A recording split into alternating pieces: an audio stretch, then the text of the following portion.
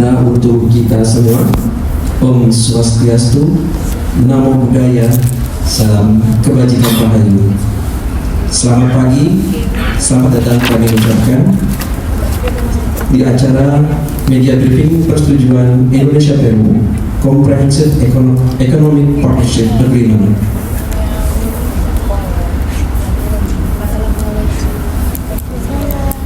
Hadirin yang kami hormati, mengawali acara hari ini, kita akan langsung dengarkan paparan yang akan disampaikan oleh Direktur Jenderal Perundingan Perdagangan Internasional kepada Bapak Jatmiko Bes Wicaksono.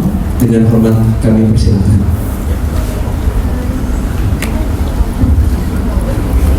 Bismillahirrahmanirrahim. Assalamualaikum warahmatullahi wabarakatuh. Selamat pagi, salam sejahtera kawan-kawan media semua yang hadir secara fisik ataupun secara online ya, melalui channel YouTube Kemendak. Terima kasih kehadirannya pada pagi hari ini pada hari Selasa tanggal 12 Agustus 2025. Nah, sebagaimana yang sudah disampaikan bahwa pada pagi hari ini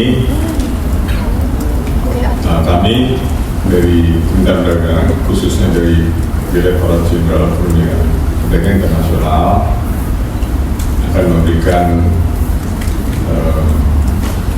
briefing ya kepada kawan-kawan media sehubungan dengan telah ditandatangani persetujuan SEPA antara Republik Indonesia dengan Republik Peru. Ya, ini perjanjian SEPA yang kesekian yang kita miliki dengan negara mitra dagang, dan untuk di tahun 2025 ini sebagaimana sudah menjadi rencana sekaligus target dari kami di pemerintah bahwa kita akan senantiasa melakukan upaya perluasan akses pasar ya untuk produk barang dan jasa Indonesia. Alhamdulillah kita sudah bisa menyelesaikan salah satu perjanjian atau perundingan perdagangan internasional berupa SEPA yang kita lakukan dengan Peru. Jadi saya kemarin sudah kita menyaksikan bahwa Presiden Peru berkunjung ke Indonesia, ya, datang tiba hari Minggu sore, kemudian Senin kemarin melakukan pertemuan dengan Bapak Presiden ya di Istana. Sekaligus di dalam rangkaian pertemuan tersebut juga dia melakukan penandatanganan dari persetujuan Comprehensive Economic Partnership Agreement antara Indonesia dan Peru. Nah, ini ada beberapa hal terkait hal tersebut yang saya perlu sampaikan kepada kawan-kawan ya. Jadi bisa selanjutnya kita bergerak ke slide pertama ya, mungkin ke slide keempat dulu ya biar saya ngasih gambaran sedikit. Nah, ini sebelum. Nah, ini sedikit cerita historis bagaimana Indonesia dan Peru melakukan perundingan SEPA. Ya, jadi kita sudah melakukan itu sejak 2023, menginisiasi dengan adanya kesepakatan untuk membuat term of reference dari persetujuan SEPA antara Indonesia dengan Peru, ya, antara Menteri Perdagangan RI dan Peru. Jadi pada saat itu pada masa Menteri Perdagangan adalah Pak Zulkifli Hasan. Ya. Kemudian di tanggal 15 Agustus itu resmi diluncurkan perundingannya, ya, dengan adanya Joint Ministerial Statement dilakukan secara virtual pada saat itu. Jadi kurang lebih ya tepat 2 tahun yang lalu ya teman-teman, sekarang tanggal 12, kemudian tanggal 11, jadi 15 Agustus 2023 itu adalah peluncuran dari perundingan SEPA. Kemudian kita melakukan sejumlah rangkaian putaran perundingan secara penuh, ada 4 putaran dan juga ada sejumlah intersessional session, jadi antara satu putaran penuh dengan putaran penuh berikutnya di tengah-tengahnya biasanya ada intersesi yang dilakukan secara daring atau secara online. Jadi mengingat jarak yang geografis yang cukup jauh antara Indonesia dengan Peru yang ada di belakang Latin Amerika, jadi kita memaksimalkan sekali pertemuan-pertemuan dalam format intersesi ya. Nah, alhamdulillah dari Mei 2024 hingga Agustus 2025, persisnya tanggal 6 ya, tanggal 6 Agustus, jadi sebelum delegasi Presiden Peru tiba di Indonesia, kita menyelesaikan Jumat yang lalu kira-kira ya, Jumat atau Kamis ya, lupa. Kamis, Rabu ya. Oke, jadi tim kita di sana menyelesaikan ada 1-2 isu yang harus kita tuntaskan, baik dalam konteks akses pasar ataupun dalam beberapa hal teknis. Alhamdulillah tanggal 6 dengan upaya bersama antara tim berunding kedua negara kita bisa menyelesaikan ya tanggal 6 Agustus, dan sebelumnya juga sudah dilakukan legal scrubbing karena memang secara keseluruhan substansinya sudah bisa diselesaikan di awal tahun ini. Cuma kita memerlukan sedikit fine tuning, menyelesaikan 1-2 isu, dan akhirnya alhamdulillah tanggal 16 Agustus atau minggu lalu bisa kita selesaikan, dan legal scrubbingnya juga hari Minggu kemarin ya, sampai pagi kita selesaikan, alhamdulillah selesai. Jadi Senin sudah siap untuk di Minggu malam sudah siap di tangani, dan Senin paginya atau Senin siang kemarin alhamdulillah semua proses bisa dilaksanakan sebagaimana tadi ada gambarnya di depan ya, teman-teman bisa lihat Menteri Perdagangan Pak Budi Santoso dengan Menteri Perdagangan Luar Negeri Peru Ibu Desilu Leon yang berhasil atau sama-sama menandatangani perjanjian SEPA. Nah, informasi kepada teman-teman, SEPA Indonesia dengan Peru ini SEPA yang kedua yang kita miliki di kawasan Amerika Latin. Nah, yang pertama adalah antara Indonesia dengan Chile. Ini sudah cukup lama kita implementasikan, ya.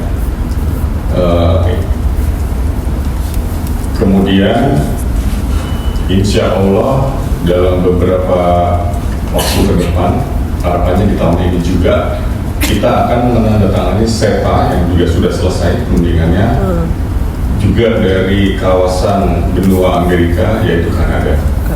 Ya, cuma kita belum bisa memastikan waktunya kapan. Kita masih mencari waktu yang tepat, gitu ya. Karena ini nanti disaksikan kepala negara, ya, melibatkan delegasi kedua pemerintahan. Jadi kita masih mencari waktu yang tepat. Tapi target kita akan kita tanda tangani juga di tahun 2025. Nah, sehingga nanti kalau ini selesai di tahun 2025 ini kita akan punya 3 perjanjian SEPA dengan 3 negara. Artinya dengan Chile sudah, kemudian sekarang dengan Peru, dan nanti berikutnya dengan Kanada. Nah, itu semuanya formatnya adalah Comprehensive Economic Partnership Agreement. Apa saja isi dari persetujuan SEPA antara Indonesia dan Peru? Nah, ini bisa kita lihat di dalam slide. Itu ada komponen yang sifatnya kerjasama, ya, kemudian juga ada perdagangan barang, ya, kemudian ada ketentuan asal barang dan terkait barang. Jadi perlu saya sampaikan, meskipun judulnya SEPA, Comprehensive Economic Partnership, namun demikian untuk Indonesia dan Peru kita menggunakan pendekatan yang incremental, jadi bertahap. Jadi untuk tahap pertama ini kita fokus di perdagangan barang. Jadi belum ada elemen perdagangan jasanya ataupun investasi. Kenapa? Karena kita sepakat kita ingin mencoba menyelesaikan secara lebih cepat. Ya, alhamdulillah 12 bulan ya, 14 bulan ya, contohnya 14 bulan selesai. Jadi relatif cepat gitu, nggak sampai 2 tahun persis gitu. Nah ini pendekatan ini yang juga kita lakukan dengan Chile. Ya, kalau teman-teman nanti buka-buka lagi catatan yang sebelum-sebelumnya, pada saat kita melakukan perundingan dengan Chile, itu juga menggunakan pendekatan yang sama. Jadi kita sepakat dulu menegosiasikan perdagangan barang. Ya, begitu selesai, kemudian diratifikasi, diimplementasi, baru kita melanjutkan perundingan untuk sektor jasa.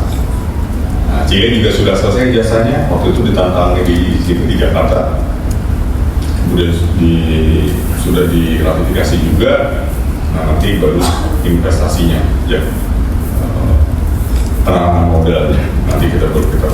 Nah, ini pendekatan seperti ini yang juga kita gunakan kalau kita berunding dengan Peru. Ya, ini supaya kita bisa lebih fokus, bisa lebih cepat, sehingga nanti pada akhirnya persetujuan ini juga akan tetap bersifat komprehensif. Jadi ada barang, ada jasa, ada investasi, ya. Nanti bisa juga ada IPR, bisa ada digital ekonomi dan sebagainya. Nah, jadi ini elemen-elemen yang ada di dalam persetujuan SEPA Indonesia Peru untuk saat ini fokus di perdagangan barang, ya, termasuk juga masalah SPS, prosedur kepabeanan, pengamanan perdagangan, kemudian hambatan teknis perdagangan, ketentuan asal barang atau bahasa kerennya rules of origin, ya. Kemudian ada perdagangan barang untuk akses pasarnya dan berbagai macam aturan main yang disepakati oleh kedua belah pihak. Secara umum kurang lebih hampir sama dengan perjanjian SEPA lainnya, terutama untuk provisi-provisi atau aturan main. Ya. Di luar yang spesifik untuk barang ada beberapa yang sifatnya general, seperti general provision, general exception, ada institutional provision, ada final provision dan sebagainya. Nah, ini sebagai gambaran awal pada kawan-kawan. Nah, mungkin selanjutnya bisa ke slide. Saya agak loncat sedikit ya. Yang berikutnya mau 5. Nah, ini tentunya akan jadi pertanyaan kan buat kita semua, buat kenapa sih kita berunding dengan Peru, kenapa kita memerlukan perjanjian SEPA dengan Peru, ya. Nah, ini secara kualitatif karena kita melihat Peru itu merupakan kawasan ataupun ekonomi yang memiliki posisi yang sangat strategis di benua Amerika, khususnya di kawasan Amerika Latin, ya. Jadi Peru itu termasuk ekonomi yang dari kacamata perdagangan, investasi, ekonomi secara makro, ya, itu sangat menjanjikan, ya, sangat menjanjikan. Sehingga kita melihat dari sisi pasarnya juga sangat baik.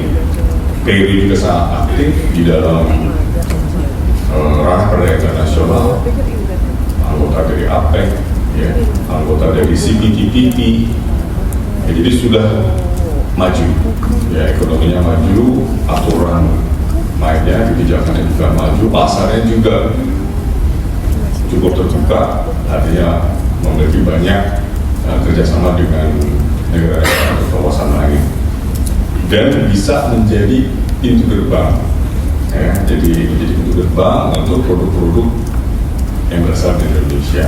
Nah, kita melihat ini bisa kita gunakan sebagai peluang untuk mendorong peningkatan ekspor Indonesia, khususnya ke kawasan Amerika Latin. Jadi kita tidak hanya mengandalkan Chile, karena Amerika Latin kan besar, ya, besar sekali di situ. Populasi, pasar, jumlah ekonomi. Nah, kalau kita hanya mengandalkan Chile, ya terlalu sedikit. Artinya masih banyak kawasan ataupun ekonomi yang bisa kita manfaatkan untuk mendorong peningkatan ekspor produk-produk unggulan Indonesia ke kawasan Amerika Latin. Dan Peru secara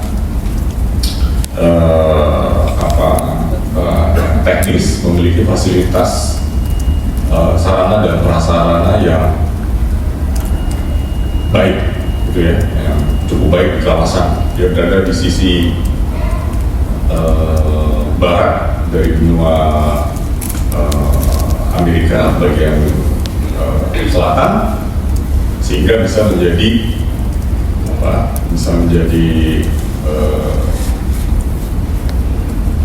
pintu masuk ke kawasan Amerika Selatan di bagian timur ataupun di bagian selatan ataupun di bagian utara. Jadi Peru ini kan berbatasan dengan Chile, berbatasan dengan Bolivia, nanti di atasnya ada Kolombia, ada Venezuela, ada Ekuador. Nah, bisa menghubungkan, ya, menghubungkan secara perdagangan dan investasi kawasan-kawasan di sekitarnya. Kalau selama ini kita hanya menggunakan Chile, ya Chile memang memiliki ini yang panjang, teritorial panjang, juga berbatasan dengan banyak negara, dengan Brazil, dengan Argentina, ya. Tapi Peru ini juga sangat aktif. Selama ini banyak produk-produk yang kita ekspor ke Chile, kita sampai ke Peru. Nah, sehingga akhirnya kita pemerintah melihat bahwa Peru juga sangat memiliki potensi yang luar biasa untuk kita bisa kerjasamakan dalam konteks meningkatkan akses pasar di bidang perdagangan. Yang berikutnya tentu kita melihat bahwa kondisi Indonesia dan Peru ini saling melengkapi, ya, komplementaritinya sangat bagus. Jadi kita tidak bersaing secara head to head, ya, walaupun mungkin ada beberapa 1-2 sektor yang mereka memiliki industrinya, kita juga memiliki industrinya, tapi kita sudah sedemikian rupa sama-sama sepakat untuk bisa saling melengkapi. Ya. Dan memang di dalam persetujuan Indonesia dengan Peru ini juga ada beberapa yang sifatnya kita masing-masing juga cukup sensitif, sehingga kita memberikan fokus kepada produk-produk lain yang bisa saling melengkapi. Secara politik dan ekonomi, hubungan Indonesia dengan Peru baik ya, lalu terbuka. Kita sama-sama ekonomi yang terbuka. Kita sekarang aksesi kepada OECD terhadap CPTPP, kita sama-sama join di APEC, ya. Jadi kita punya masa ekonomi yang kurang lebih sama sifatnya dengan Peru. Kami juga melihat bahwa apabila kita membuat SEPA dengan Peru, ini akan memberikan daya saing yang lebih baik, ya, bagi produk-produk Indonesia, khususnya untuk produk-produk yang bernilai tambah ataupun yang olahan, dan pasarnya juga cukup besar. Yang terakhir juga tadi juga sudah saya singgung, ini membuka akses ke negara-negara di kawasan Amerika Latin atau bahkan di Amerika Tengah. Ya, di Amerika Tengah itu juga ada beberapa negara yang punya potensi yang bisa kita manfaatkan melalui skema Indonesia Peru SEPA. Jadi ini kurang lebih latar belakang kenapa Peru itu penting, sehingga kita sepakat, dan Indonesia juga penting di mata Peru. Indonesia juga sama memiliki arti strategis yang tidak kecil, ya, dari segi pasar, dari segi ekonomi, dari segi potensi investasi, ya. baik jangka pendek maupun jangka panjang. Indonesia terbesar di kawasan ASEAN, negara anggota G20, ya, satu-satunya wakil Asia Tenggara yang ada di G20.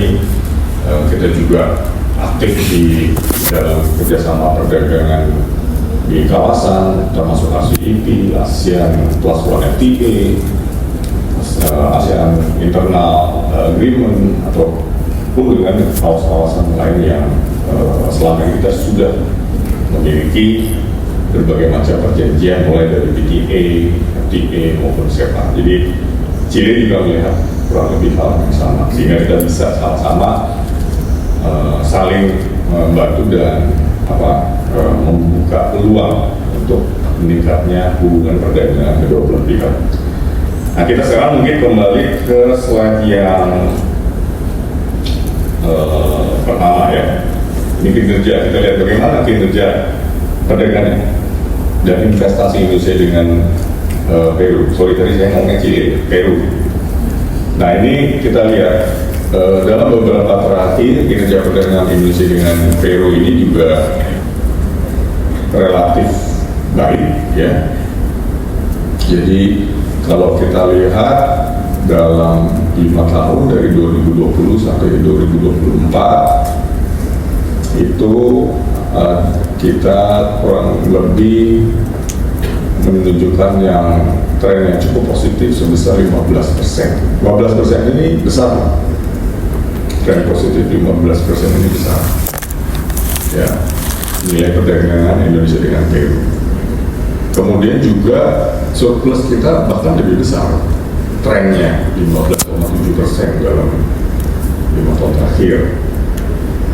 Kemudian dalam periode Januari-Juni 2025 total perdagangan kedua negara itu sudah mencapai 264,8 juta atau 0,3 miliar dolar. Ya, angka ini menunjukkan peningkatan sebesar 34,3% dibanding periode yang sama tahun lalu. Wow. Ya, jadi kita insya Allah kita sangat yakin bahwa dengan adanya CEPA ini akan semakin mendorong pertumbuhan nilai perdagangan bilateral Indonesia dengan Peru. Ya. Ini belum ada CEPA aja, peningkatannya udah 34%. Apalagi sudah ada CEPA nanti. Ya, mudah-mudahan nanti segera setelah ini kita akan memproses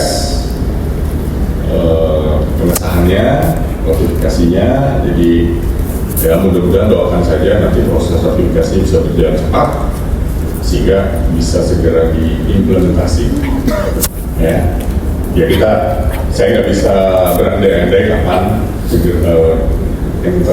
entry into force-nya dari persetujuan CEPA antara Indonesia dan Peru, tapi kami akan berusaha sebaik mungkin untuk menyelesaikan dengan berbagai macam elemen yang ada, baik dari sisi pemerintah ataupun dengan legislatif, ya. Karena sesuai amanat Undang-Undang Nomor 7 2014, setiap perjanjian perdagangan internasional yang disepakati oleh pemerintah Indonesia itu wajib melalui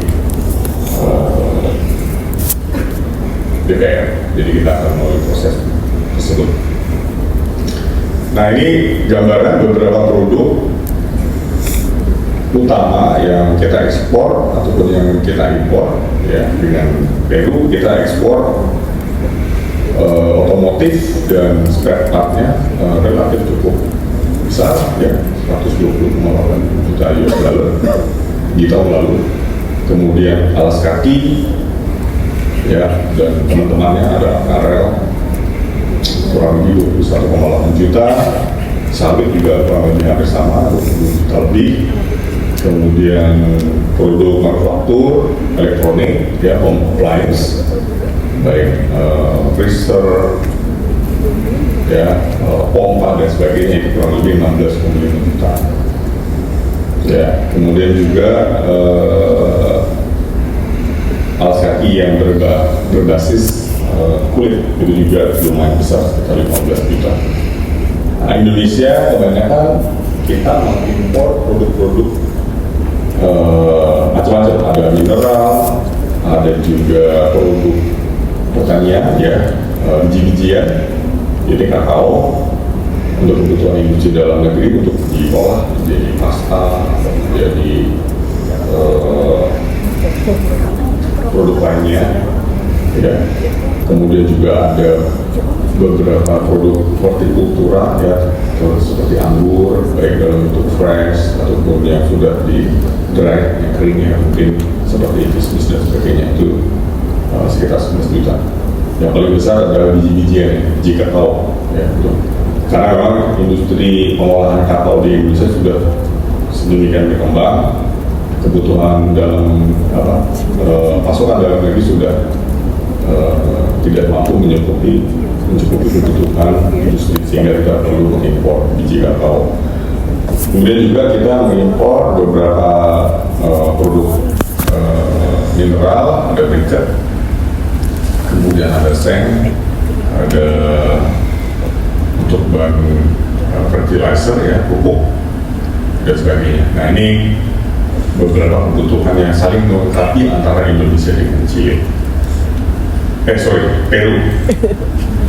Nah, ini kemudian total investasi Peru di Indonesia tahun 2020-2024 adalah sebesar 4 juta US dollar, ya. Jadi meningkat sekali itu. 2020-2021 belum ada, kemudian 2022, 23, 24 peningkatannya sangat signifikan. Jadi Peru ini cukup promising, ya, untuk kita bisa bekerja sama. Nah, ini beberapa hal terkait dengan profil Peru yang nanti bisa teman-teman pelajari lagi. Dari sisi Indonesia, Peru itu merupakan tujuan ekspor ke-48, jadi masih jauh di bawah, ya. Ya, harapannya dengan adanya SEPA ini Peru bisa meningkat. Memang kalau kita lihat nilai perdagangannya belum mencapai 1 miliar dolar. Ya, kita harapannya bisa dalam 1-2 tahun setelah implementasi, mudah-mudahan bisa double, ya, bisa lebih dari 1 miliar dolar. Oke. Peru juga menjadi sumber importasi, juga kebutuhannya sangat jauh di bawah itu. Nah, tapi justru dengan angka ini, dengan posisi seperti ini, menggambarkan bahwa kita punya potensi yang bisa dikerjasamakan secara luas dengan Peru. Nah, kalau kita lihat siapa saja mitra dagang utama Peru yang berasal dari ASEAN. Nah, ini ada 3, paling tidak ada 3 di sini. Ada Vietnam, ada Indonesia, ada Thailand. Makanya juga kurang lebih tidak terlalu banyak perbedaan. Vietnam sekitar 800 jutaan, kita sekitar 700 juta. Thailand juga hampir 700 juta. Jadi kita bersaing ketat. Nah, mudah-mudahan dengan adanya CEPA ini, nah, kita bisa loncat, misalnya yang paling tinggi, ya, secara jangka pendek atau nanti jangka pendek. Apalagi nanti setelah misalnya kita punya elemen jasa, sehingga nanti kita bisa juga sektor jasa kita masuk ke Peru untuk mendorong tingkatan perdagangan. Nah, mitra non ASEAN yang utama RRT, ya, besar sekali, jauh sekali, hampir udah 40 miliar dolar lebih, ya. Amerika sekitar 20, kemudian India sekitar 6 miliar. Jadi, nah ini artinya apa? Artinya kita punya peluang untuk bisa memperbesar pasar kita di Peru. Ya, India saja yang lebih di barat saja punya nilai hampir 5 miliar atau persisnya 5,8. Jadi sementara kita belum sampai 1 miliar. Jadi ya, besar sekali, ya, peluang ataupun produk-produk yang bisa kita peroleh dari pasar yang sudah sedemikian menarik di Peru. Nah, kalau kita lihat populasinya 35 juta, pertumbuhan ekonominya masih di bawah Indonesia, tapi cukup baik, ya, 2,4%. Nah, kita lihat PDB-nya kurang lebih 1/5 ya, 1/5 atau 1/6 Indonesia. Tapi kalau per kapitanya di atas kita, jadi 7,700 dolar USD per kapita per tahun. Jadi ya ekonomi menengah atas, jadi cukup baik. Nah, kalau kita lihat bagaimana Peru berinteraksi dengan negara-negara mitra dagangnya, nah cukup aktif.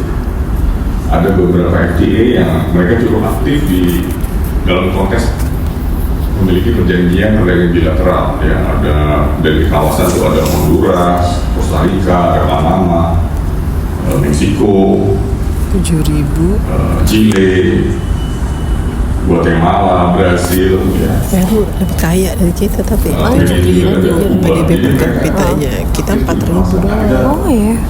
Justru memanfaatkan jejaring yang dimiliki oleh Peru dengan negara-negara di kawasannya. 4.000 dolar berapa rupiah tuh per orang? Dengan negara-negara di luar kawasan, pendapatannya. dia juga punya dengan EU, Oh, dia 7.000. Eropa, dengan Jepang, dengan Korea Selatan, dengan EFTA, ya, European Free Trade Association, China. Nah, ini dengan negara ASEAN dia sudah punya dengan Singapura, Thailand, Singapura dan Thailand. Jadi kita mengamankan posisi kita. Karena kalau kita masuk ke Peru, saingan kita sama sudah ada Thailand dan Singapura. Australia juga sudah ada, UK, CPTPP juga campuran dari berbagai negara di kawasan. Dan tentunya mereka punya kerjasama dengan Mercosur, Brazil, Argentina, Uruguay, Paraguay. Ya, jadi singkat kata Peru ini cukup aktif di dalam membangun jejaring kerjasama perdagangan di kawasan ataupun dengan antar kawasan. Nah, teman-teman, selanjutnya ini di slide 6. Nah, ini proposal, ya. Jadi nanti diharapkan setelah implementasi, ya mudah-mudahan harapan saya di awal tahun depan itu sudah bisa. Mudah-mudahan ya, kita doakan saja dukungan dari teman-teman semua sehingga prosesnya lancar. Untuk kami dari Kementerian Perdagangan bersama-sama semua KL akan mencoba bekerja cepat. Ya. Kenapa? Karena tidak hanya Peru, jadi saya sudah sampaikan, kita nanti akan punya perjanjian baru dengan Kanada. Selain Kanada kita, ini saya spill dulu, yang sudah selesai ya, ini sudah selesai, tapi belum ditandatangan. Nah, jadi kalau Peru ini kan sudah selesai, sudah ditandatangan. Yang sudah selesai tapi belum ditandatangan, tapi akan ditandatangan tahun ini adalah Kanada, Eurasia atau EAEU, Eurasian Economic Union, itu gabungan antara Rusia, Belarus, Kazakhstan, Kyrgyzstan, Armenia, ya dua. Kemudian ada Tunisia, gitu, dengan kawasan Afrika Utara. Nah, ini tiga ini menunggu untuk ditandatangani. Ya, tiga ini kan. Ya, nanti EU akan berikutnya, ya belum selesai. Jadi kita akan coba selesaikan.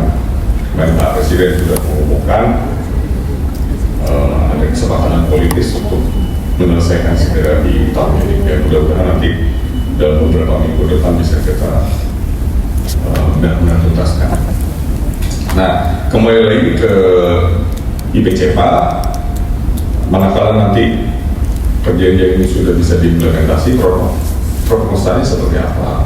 Ya, kira-kira berapa sih yang kita targetkan bisa kita dorong gitu ya.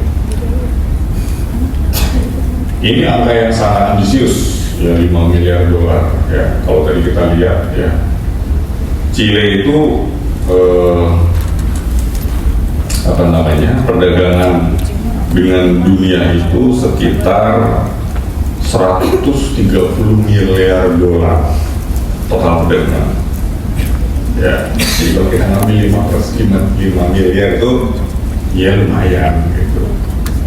Kalau 130 berarti kan kurang lebih kita itu 5%-nya lah kira-kira. Kalau 10%-nya kan sekitar 13. Kalau kita ngambil 5 tuh ya nggak sampai 5%-nya sih sebenarnya, mungkin 4 itu 3,5-4%. Itu yang ambisius gitu. Jadi tapi kalau kita bisa, karena saat ini kita cuma hanya 500-an juta dolar, half billion, setengah miliar. Jadi kalau kita sebenarnya ingin menembus angka psikologis itu 1 miliar dolar, begitu siapa implementasi dalam 1 tahun atau 2 tahun, nah ini lumayan buat kinerja ekspor kita, buat mendorong kinerja surplus kita, karena kita surplus. Kita mencatat kinerja surplusnya itu berturut-turut dalam 5 tahun terakhir itu surplus terus. Ya nanti mohon bantuan teman-teman media juga sosialisasikan ya, menerangkan berapa pentingnya ini kawasan Amerika Latin, sudah terjadi kita dengan Peru, melengkapi yang sudah kita miliki dengan Chile. Jadi kita akan garap serius gitu, potensi di pasar Amerika Latin. Pertanyaannya sektornya apa aja? Nah ini beberapa yang kita akan coba sebentar sebelum kesini. Yang utama itu ada tekstil, alas kaki. Nah ini padat karya ya. Ini juga bisa berpeluang membuka peluang pertumbuhan kesempatan kerja di Indonesia. Belum lagi tambah dari beberapa persetujuan yang sudah kita selesaikan, yang akan kita tandatangani di kawasan Amerika Utara ada Kanada, di Eropa ada EU plus EU nanti insya Allah, kemudian di Afrika ada Tunisia. Ya. Kita sekarang sedang berunding juga dengan negara-negara kawasan Teluk, yang biasa disebut GCC, Gulf Cooperation Council, yang salah satu anggotanya adalah Persatuan Emirat Arab. Ya, Persatuan Emirat Arab sudah kita miliki, dan UAE, CEPA sudah kita implementasikan, dan itu langsung merubah profil perdagangan Indonesia dengan UAE. Kita sudah double, kita surplus. Nah kemudian juga ada otomotif dan spare part, kemudian sawit dan turunannya, termasuk biodiesel. Kemudian juga ada perikanan, olahan makanan,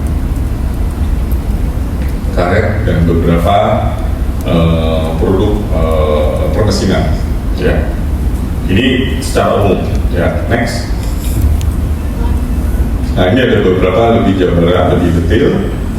10 komoditi ekspor utama Indonesia ke Peru. Ya, nanti di dalam kerjaan ini semua sudah langsung dapat penurunan dan pengurangan tarif ya pada 6. Ya, nanti detailnya bisa ada sedikit gambaran. Ada mobil di HS 8703, di HS 4 digit, ada alas kaki 6404, sawit turunannya 1511. Nanti ini kalau di breakdown jadi 8 digit makin banyak lagi ya. Saya nggak bisa tuangkan di sini, jadi saya simplifikasi jadi 4 digit. Kemudian 8414 itu lemari pendingin dan turunannya. Kemudian 6403 termasuk juga alas kaki ya, dari karet, plastik dan sebagainya. Kemudian 6402 alas kaki ya dengan sol luar bagian atas dari karet atau plastik dan sebagainya. Kemudian 4802 ini bekas karton dan teman-temannya. Kemudian 1517 margarin campuran ya dari lemak hewani atau nabati dan sebagainya. Kemudian 0907 itu produk yang berbasis dari ya baik dalam bunga utuh, buah utuh ataupun bunga cengkeh ataupun tangkainya. Kemudian juga ada 8443 yaitu mesin cetak ya dan kelompoknya.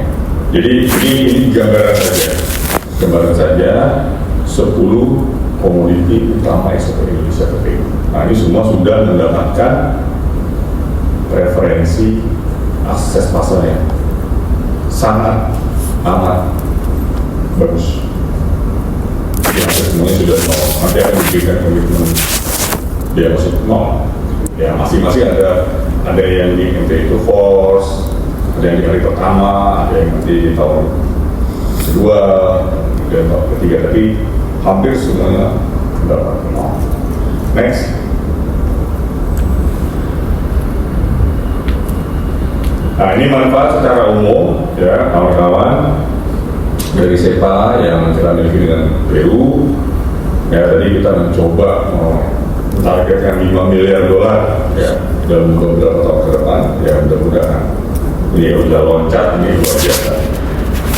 Kemudian juga dengan adanya SEPA ini sudah pasti daya saing kita akan semakin baik di kawasan. Ya tidak hanya di Peru tapi di kawasan Amerika Latin. Ya. Jadi memperkuat fondasi kita di kawasan Amerika. Nanti di Amerika Utara kita punya Kanada, di Afrika punya Indonesia, di Eropa kita mudah-mudahan makin kuat. Kita sudah punya EFTA, PRI sudah selesai, tinggal di tangan EU. Garis finishnya sudah kelihatan ya, mungkin berapa langkah ke depannya, tidak sampai 100 meter untuk kita selesaikan. Jadi konflik ini di Asia kita sudah punya mulai dari RCEP sampai perjanjian bilateral Indonesia dengan masing-masing negara, Korea, Jepang, secara ASEAN kita juga sudah sangat-sangat kuat di kawasan. Jadi ini semua akan melengkapi. Ini upaya pemerintah yang ingin memastikan bahwa dunia usaha, industri, jasa dan sebagainya kita mampu bersaing di pasar internasional dan memanfaatkan itu semua. Ya, kemudian juga beberapa sektor yang nanti coba kita kerjasamakan untuk mendorong kemajuan karena Peru juga sangat cukup advance sektor perikanan dan pertambangan. Nah dari sisi kuantitatif kurang lebih kita itu akan mendapatkan preferensi lebih dari 90% pos tarif yang ada di Peru. Ya, kalau ini kan kita masih fokus di barang ya, jadi 90% lebih itu bukan komitmen kan. Ya. Termasuk untuk mobil, ya, sepatu, sendal, tas kaki maksud saya, tekstil, kelapa sawit dan turunannya, dan produk-produk untuk home appliance.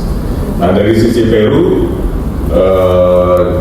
kurang lebih kita juga akan memberikan 90% lebih ya dari produk ataupun pos tarif yang kita miliki.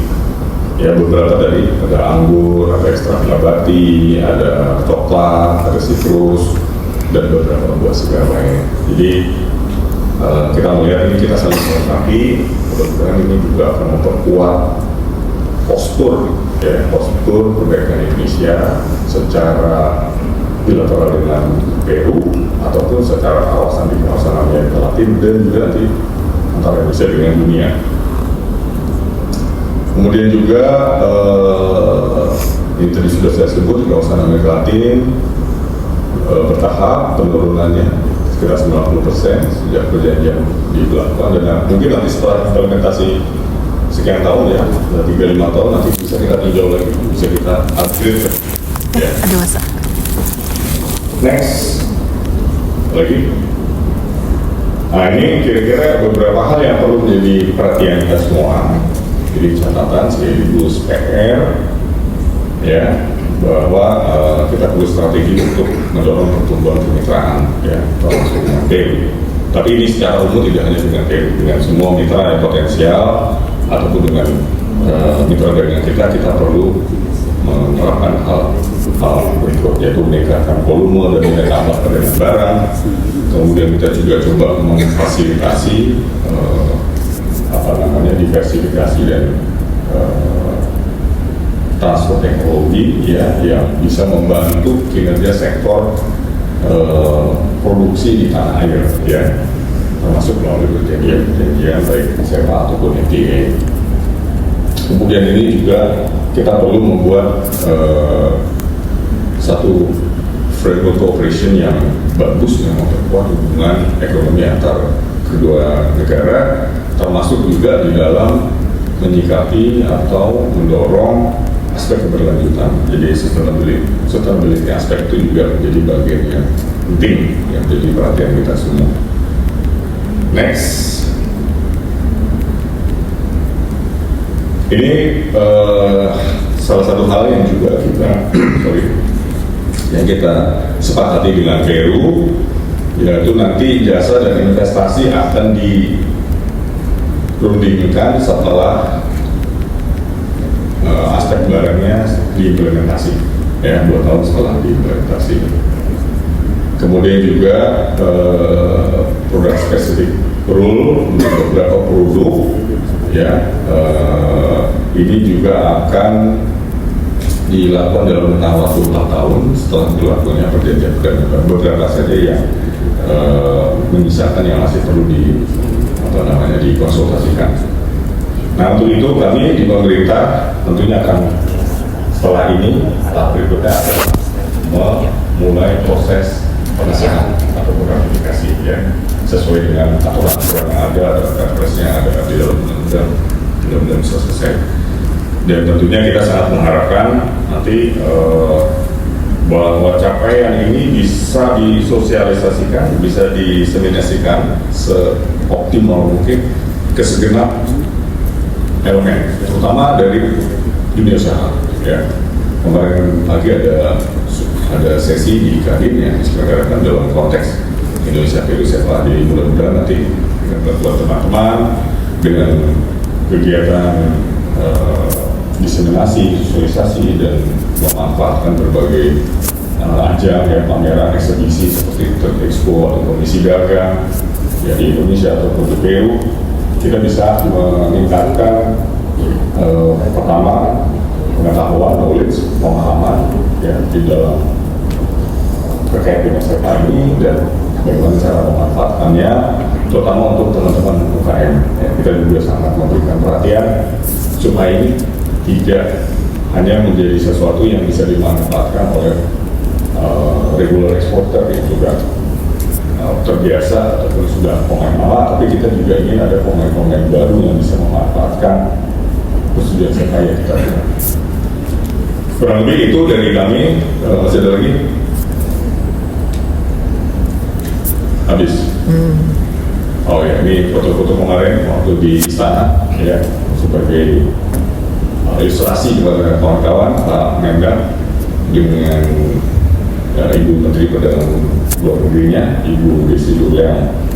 Ya, kita sudah mengetahui dan presidennya, Presiden Dina Boluarte. Jadi kebetulan Presiden dan Menteri Perdagangannya adalah wanita.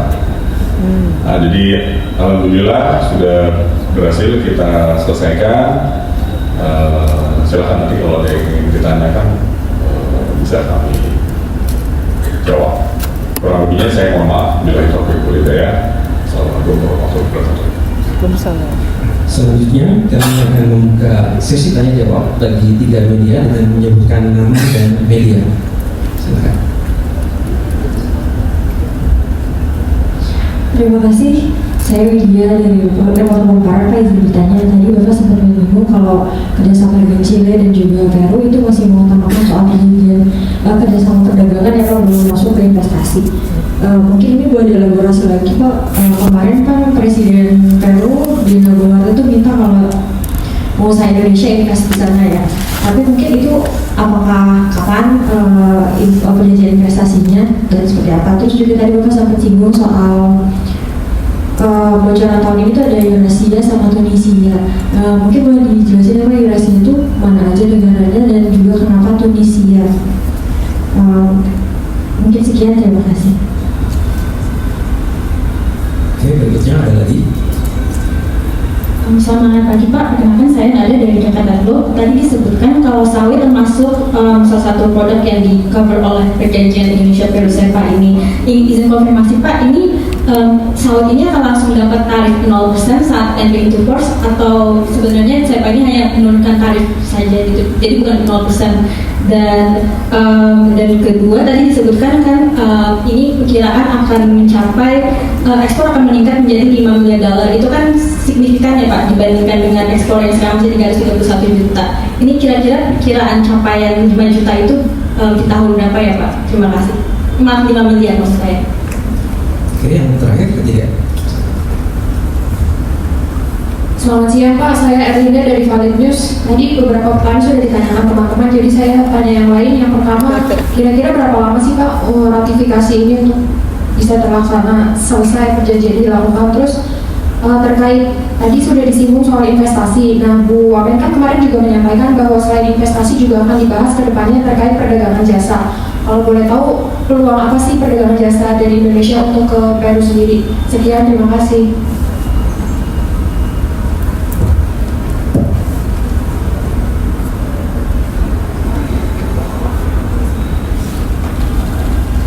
Baik, saya jawab satu-satu ya. Saya coba satu-satu. Kalau tangan ini, apalagi kalau komitmen sekian ribu, kita juga harus dicek daripada salah. Nah, untuk yang investasi kapan? Tadi kan saya sudah jelaskan. Jadi kedua belah pihak sepakat.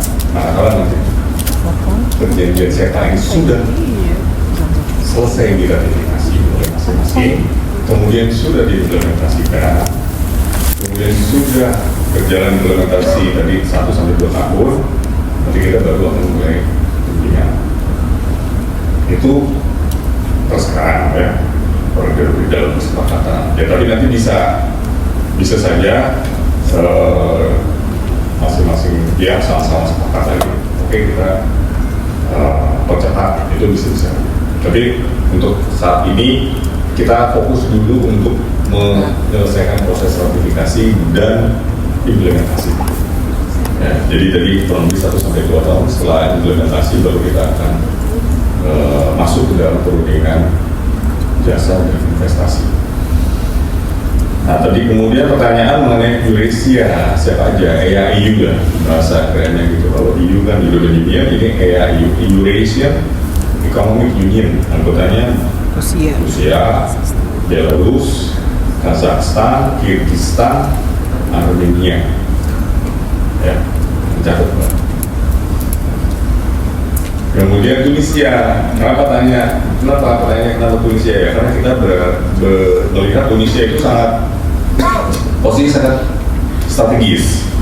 Ya, di kawasan Maghribi ya, negara Maroko, Aljazair, Tunisia, kemudian ada Senegal sebelah sana, walaupun Senegal masuk Afrika ya, dan Afrika paling barat, ya sebagian ada Libya, Mesir dan sebagainya. Di bawahnya sudah mulai ada negara Afrika yang lain. Jadi negara Maghribi ini Tunisia konservatif. Kita melihat Tunisia punya potensi untuk bisa kita bangun infrastruktur perjanjian perdagangan.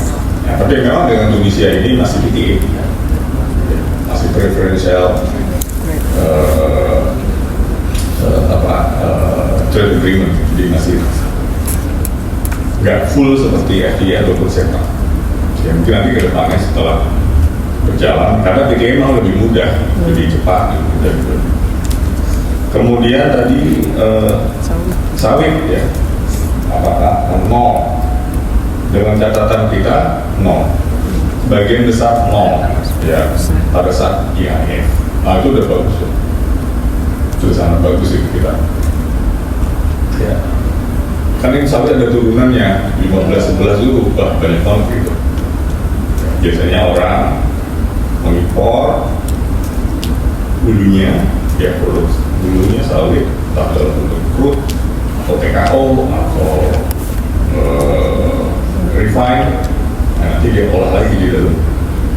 Nah, tapi ada juga yang olahannya sudah dia impor, jadi banyak sekali. Ya. Nah ini dia kan juga ingin negara-negara yang berdagang dengan Indonesia ini kan juga ingin menciptakan nilai tambah, gitu ya. Ya, tapi dia juga perlu bahan baku, yang bahan bakunya biasanya diberikan akses yang seluas-luasnya. Meskipun ada juga banyak juga turunan sawit itu yang diberikan akses pasar yang 100%, ya, atau dengan kata lain diberikan pengurangan tarif atau penghapusan tarif. Baik. Nah, kemudian mencapai 5 miliar tadi ya, 5 miliar US dollar itu angka aspirasional. Ya, aspirasional yang ambisius. Kita ingin, tadi kan kalau saya kasih angkanya, Peru itu berdagang dengan dunia itu kurang lebih tahun lalu itu 130 miliar dolar. Nah, kalau kita Indonesia, yuk kita dagang 5 miliar ini berdua ya, bukan cuma Indonesia aja. Gitu. Artinya mungkin Indonesia 3 miliar, Indonesia 2 miliar, atau Indonesia 3,5, Indonesia 1,5, kan 5 miliar. Kita ingin meningkatkan tadi itu. So far kita kan baru 500 juta atau 1,5 miliar. Jadi itu yang 5 miliar itu angka yang sangat ambisius ya. Gak apa-apa kita taruh di situ dalam pertama waktu misalnya 5-10 tahun. Oke. Kan sepanya kan berlangsung atau berjalan ya harapan selamanya ya. Kemudian tadi ratifikasi berapa lama?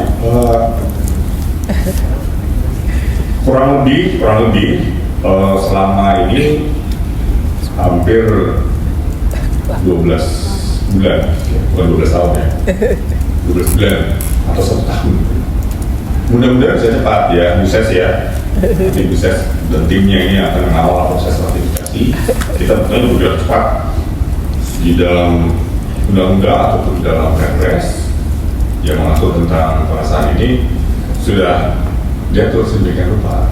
Maksimal sekian hari pemerintah wajib menyampaikan kepada DPR, dan DPR maksimal sekian hari kerja memberikan tanggapan atau jawaban kepada pemerintah mengenai instrumen apa yang nanti akan digunakan untuk pengesahan dan siapa yang akan melakukan pengesahan dari DPR untuk pemerintah. Nah, nanti dalam proses itu biasanya sudah substansi bisa kita cepat, namun hanya prosedurnya ini harus dilewati semua. Memang agak panjang, karena kan harus dibahas antar kementerian, kemudian nanti ada pengajuan izin prakarsa, ya balik lagi, pengesahan nanti naskah akademis, ada rancangan Perpres atau rancangan undang-undang, jadi bisa undang-undang bisa Perpres. Nanti kita kembalikan kepada hasil pembahasan dengan antara pemerintah dengan DPR. Ini masih perlu waktu. Mudah-mudahan tapi mudah-mudahan bisa lebih cepat dari 12 bulan. Tadi investasi jasa peluangnya apa ya? Banyak ya. Sekarang sangat banyak. Ada pariwisata, ada pertambangan, ada kesehatan, ya mungkin juga pendidikan, sektor keuangan juga ada. Ya, jadi sangat beragam, bisa kita kerjasamakan. Infrastruktur, transportasi, logistik, ya, sangat banyak. Digital, betul. Izin kami silakan kalau ada baik, kami berikan kesempatan kembali bagi 3 media dengan menyebutkan nama dan medianya. Silahkan. Yang paling depan.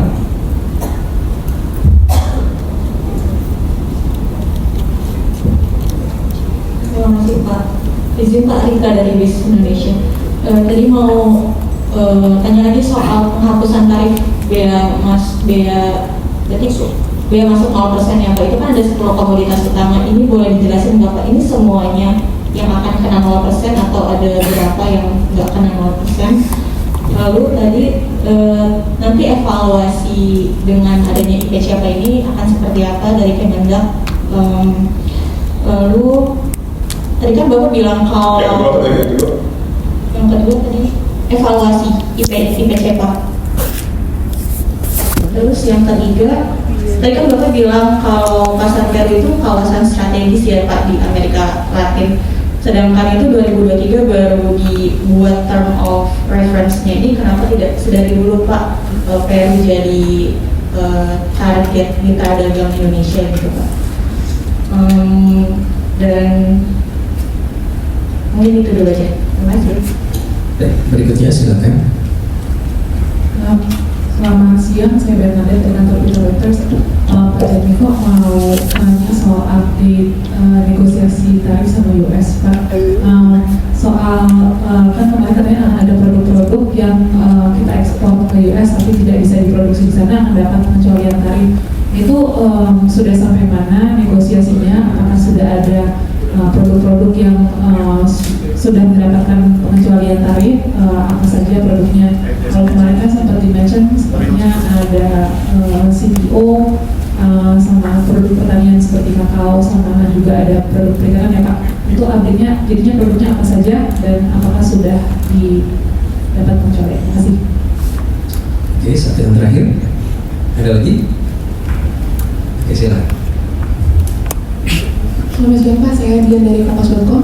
Pak mau bertanya, kemarin Presiden Dina Boluarte menyatakan kalau setelah ada IPCK ini kan produk blueberry dari Peru itu kan akan diekspor ke Indonesia, kalau tidak salah sampai dengan 200 juta dolar ya untuk ekspornya. Nah selain itu apakah ada produk-produk lain yang dari Peru yang akan masuk ke sini, kemudian apa persiapan dari pemerintah Indonesia untuk menyambut ekspor-ekspor dari Peru? Terima kasih Pak.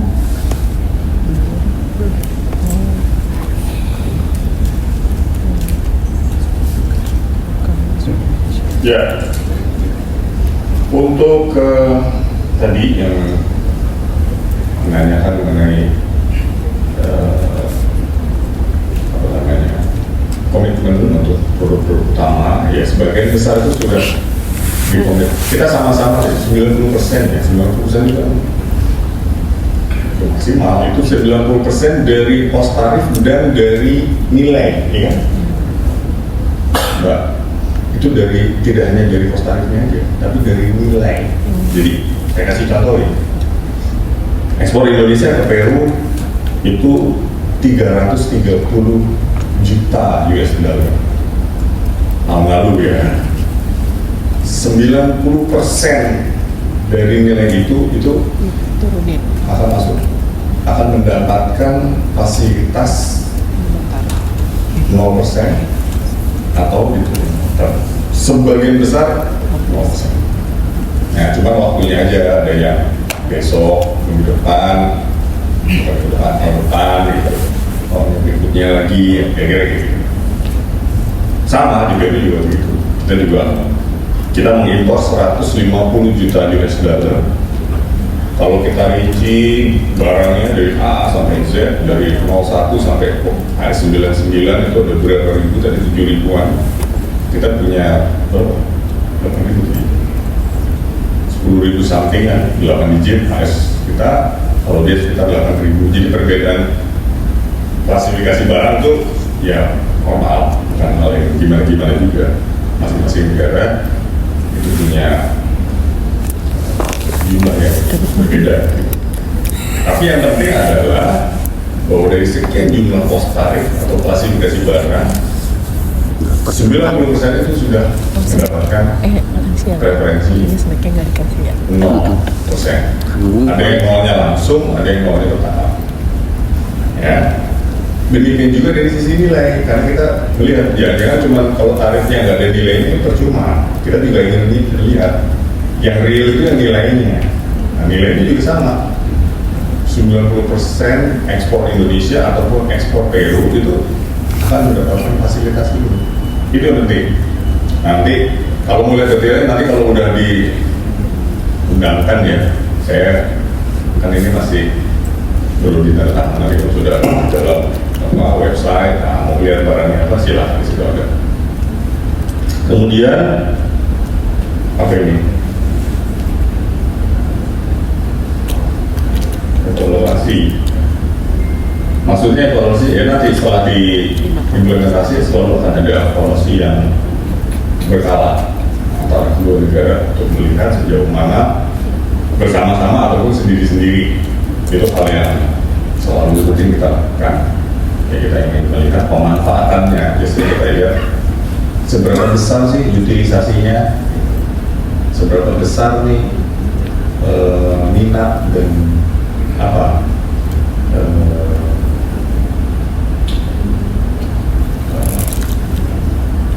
minat dan animo daripada pelaku usaha untuk memanfaatkan fasilitas sewa.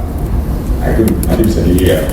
Misalnya kita ekspor, misalnya nih setelah diimplementasi 1 tahun ekspor kita total misalnya contoh naik menjadi 500 juta dolar.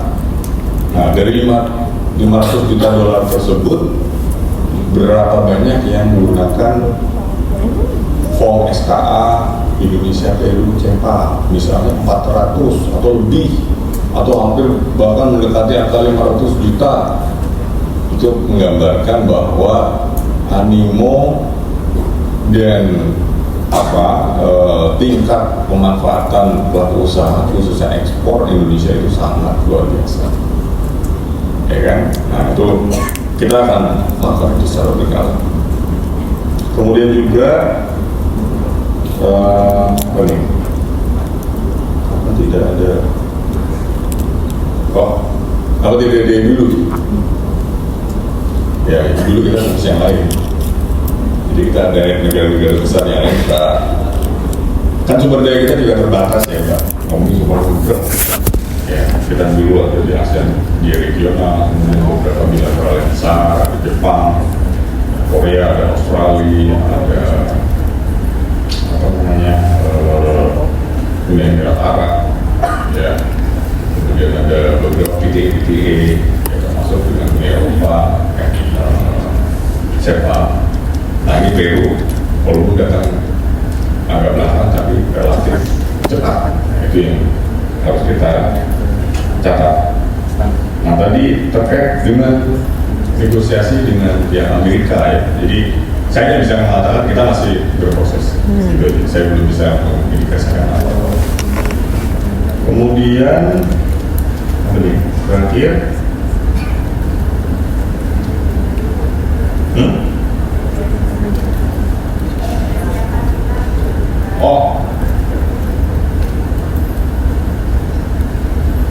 ya jadi ya itu tadi, ya kita sangat menantikan antusiasme dan juga animo dari pelaku usaha kedua belah pihak. Itu intinya.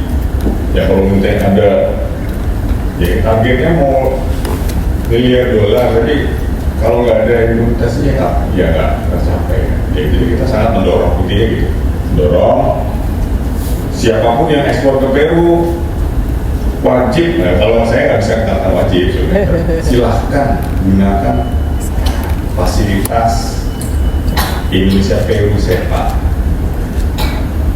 Ya kalau saya boleh mewajibkan, saya wajibkan, tapi nggak ada perjanjian tidak mewajibkan.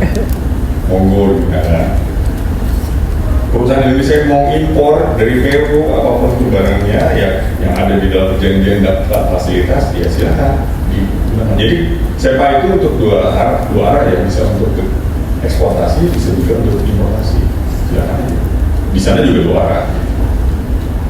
Nah, intinya kita sama-sama mendorong manfaatkan. Kalau ekspor dari Indonesia ke Peru berarti importirnya di sana ya juga harus ngobrol dengan eksportirnya di Indonesia. Oh ya, ini ada, kita sudah punya CEPA nih ya, kita pakai form SKA Indonesia Peru CEPA dong, ngingetin eksportir di sini, ngingetin importir di sana, gitu. Supaya nanti bisa di sana diproses, dokumennya sudah lengkap, memenuhi syarat, bla bla bla untuk dapat fasilitas. Ya pokoknya semua harus dipenuhi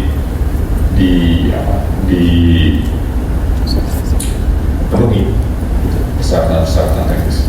Jadi pemerintah, BMKG, Apindo, asosiasi kita akan optimalkan pemahaman, pengetahuan, ya, termasuk juga pemanfaatan. Nanti teman-teman di FTS Center, di dinas juga akan kita memberikan pembekalan ya materi khusus ya. Kita ada di Bandung, di Semarang, di Jakarta, di Surabaya, di Makassar, ya nanti ada beberapa lagi yang baru nanti akan dikelola oleh Pen tahun depan. Semua akan kita berikan pemahaman bahwa ya tidak hanya Peru, ya semua perjanjian FTA atau FTA kita miliki itu harus dipahami oleh teman-teman itu semua, sehingga nanti siapapun nanti kita konsultasi, advokasi, konseling dan sebagainya bisa. Oke, cukup. Terima kasih. Terima kasih Pak. Sebelum kita akhiri acara siang ini, mohon perkenan Pak Irjen untuk memberikan closing statement.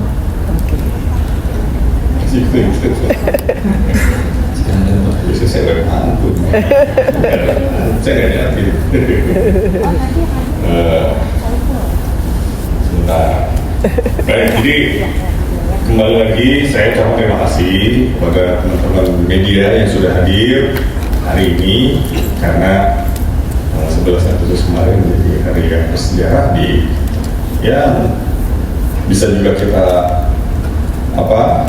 kita lihat sebagai bagian dalam misi kemerdekaan HUT kita ke-80 tahun ini. Ini salah satu capaian upaya dari pemerintah ya, kerja bersama seluruh elemen di pemerintahan memberikan kontribusi nyata bagaimana kita bisa mendorong untuk dengan membuka pasar di berbagai kawasan termasuk di Amerika Latin yang kawasan tradisional yang saya kira anggap sebagai kawasan tradisional karena kapitulasinya jauh dan profil hubungan kita yang utama lebih di kawasan Asia, Eropa gitu ya. Nah ini kita mendorong agar ada infrastruktur tol atau highway yang baru ke kawasan Amerika Latin dengan adanya perjanjian Indonesia Peru CEPA. Nah mudah-mudahan ke depan ini bisa menjadi sesuatu yang bermanfaat buat kita semua, khususnya buat teman-teman dari kalangan dunia usaha.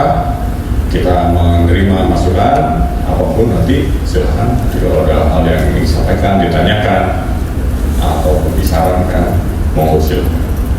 Jadi ini harap ini juga bukan hal terakhir terkait dengan Indonesia Peru CEPA, kan tentunya nanti pada gilirannya akan ada banyak kegiatan-kegiatan untuk terus meningkatkan pemahaman dan pengetahuan terkait dengan persetujuan CEPA antara Indonesia dan Peru.